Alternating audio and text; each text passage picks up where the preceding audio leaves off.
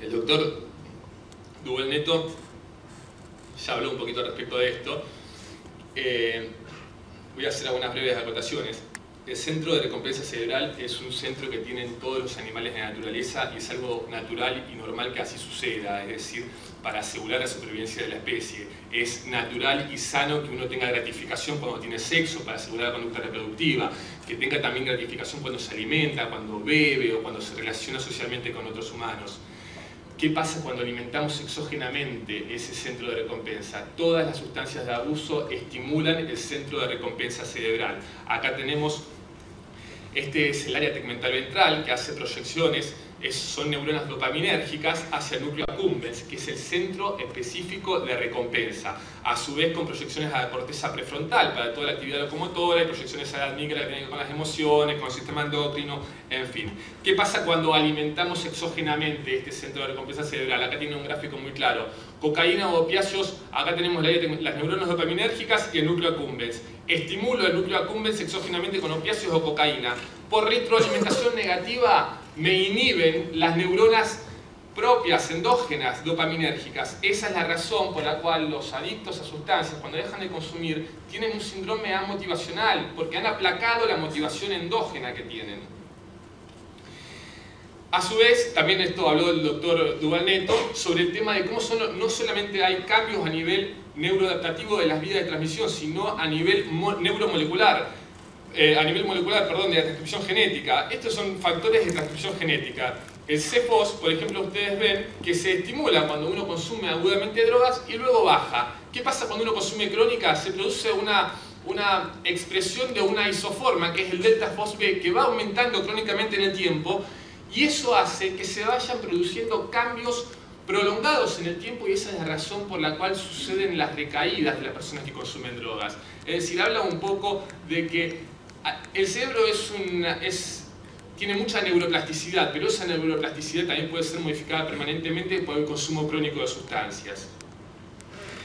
Y bueno, acá cerramos un poquito todo el tema de lo que era con la fisiopatología de la adicción y la clasificación de las drogas de abuso.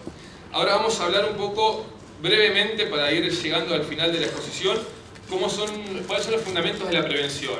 Nosotros tenemos un poquito de lo que hemos estado hablando, cómo sucesivamente uno puede ir pasando según la forma como que consume drogas, pasando del uso al hábito, al abuso y la dependencia, que el doctor Calabrese explicó bien las características de cada uno de esos tipos de consumo.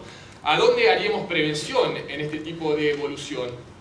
A priori uno diría, por sentido común, que la prevención se hace acá, para evitar que la persona consuma sustancias. Y eso es así en parte. Y esa es la prevención primaria. Por lo cual se hacen medidas informativas para prevenir que una persona que nunca ha consumido drogas que las consuma. Pero no es suficiente para hacer prevención en drogadicción. ¿Qué pasa cuando una persona ha consumido drogas y queremos evitar que pase a un consumo problemático? Ahí se hace prevención secundaria. Y más aún, aquellas personas que han tenido que padecer la terrible enfermedad de la drogadependencia, para evitar las recaídas se hace prevención terciaria, que son medidas específicas para una persona que está rehabilitada, evitar que vuelva a caer. ¿Y cuáles son las medidas para hacer prevención? Hay un montón, pero yo quiero decirles, enumerarles 3 o 4 solamente. Primero, las medidas informativas. Estas medidas están basadas en la estrategia del miedo y de los efectos. Es decir, la estrategia del miedo, claramente, no te drogues, porque si te drogas vas a ser un marginado social, aunque no un delincuente, y te ponen un rótulo que no te lo sacan nunca más. O la estrategia de los efectos. Ustedes recordarán en la década del 90, por ejemplo, las propagandas del Dr. Miloli con los dibujitos de Fleco y Male, que consumir drogas te quema el cerebro, te quema las neuronas, te podés morir de un ataque al corazón, en fin.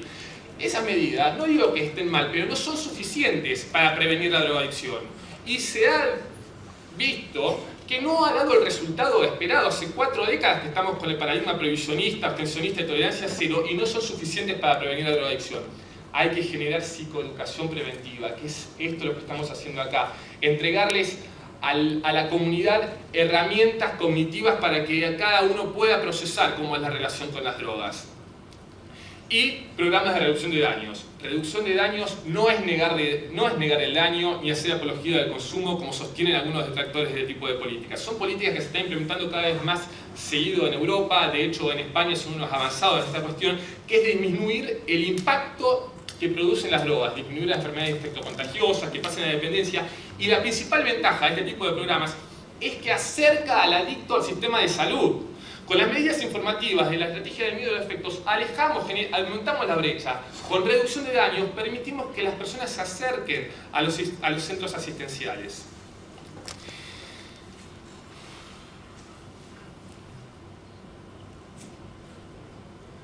Y para ir redondeando, que no voy a expresarme mucho porque ya lo abordaron los doctores anteriores, y además la doctora Saposnikov nos va a explicar y abordar sobre el tema de la terapéutica al respecto. Voy a hablar un poco sobre qué es lo que pasa en nuestra especialidad.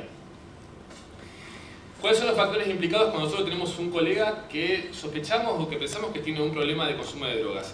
¿Qué es lo que pasa primero a nivel del médico en sí, del médico enfermo? Primeramente, hay una actitud negadora y autosuficiente, porque el médico lógicamente tiene un temor a la estigmatización y a la pérdida de reputación. A su vez, eso es alimentado o cómplicemente avalado, aunque sea implícitamente, por el tema de la familia, porque el médico generalmente sostiene familia y sacar eso a la luz generará un problema a nivel del ámbito familiar.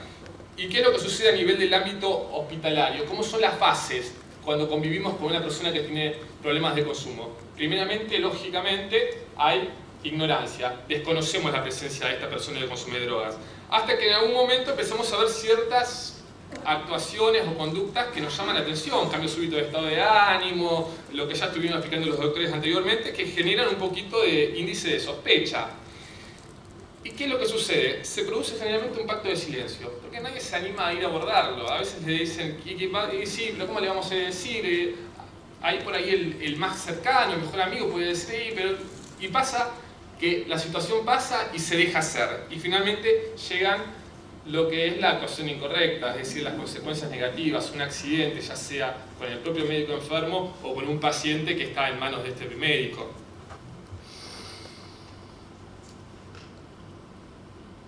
Acá me gusta citar una frase del doctor Torghieri, que fue un poco uno de mis mentores en este campo. Es responsabilidad ética y societaria del anestesiólogo advertir la incapacidad de un colega para ejercer la medicina como consecuencia de la utilización indebida de drogas en virtud de una política preventiva con reducción de potenciales riesgos.